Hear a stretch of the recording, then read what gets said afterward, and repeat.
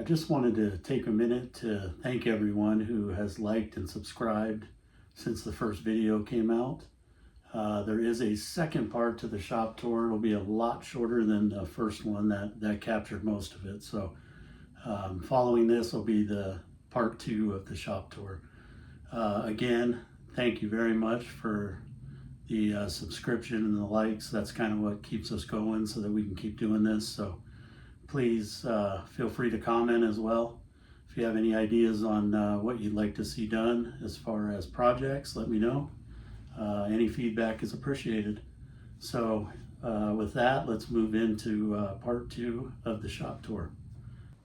So moving on to the table saw, you'll see this is the Delta 36 725 T2, which I've heard is a Lowe's exclusive.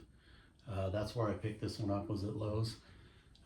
Had many table saws over the years. The last one was a Craftsman contractor version that was portable.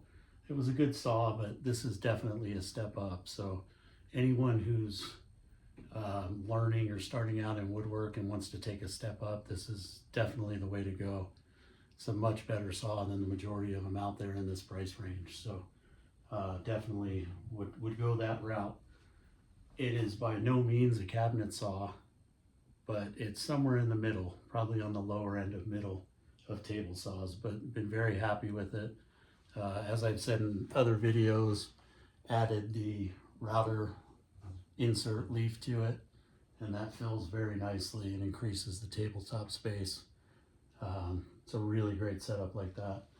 Also, I think I stated earlier, but upgraded the dust collection, which is a pretty common complaint with these saws. So what I did is I basically boxed it in with some backer board type material. Found something at Home Depot that was actually a chalkboard panel that was pre-cut, like a 2x4. And it turned out that, despite all the dust here, it turned out that that chalkboard color matches the saw perfectly. So it makes these panels easy to work with. So you'll notice that the panels are all the way around on the 3 sides, except the front. Cut all these and measured and cut the knobs and adjustments, bevel adjustment into the side of it. So it's a pretty clean look. Used weather stripping to seal all of the edges. And it's actually worked pretty well. There is a small amount of dust on the floor here, but I'm not sure where that came from. But anyway, let's go ahead and take the back off of this. I can show you.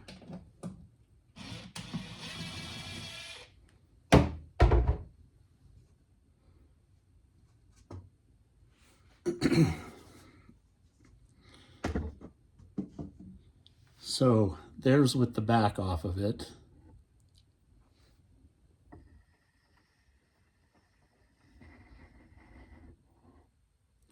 One of the problems with doing this type of modification is that when you use the pre-made cookie cutter plates, you can see what happens. It tends to collect around the sides.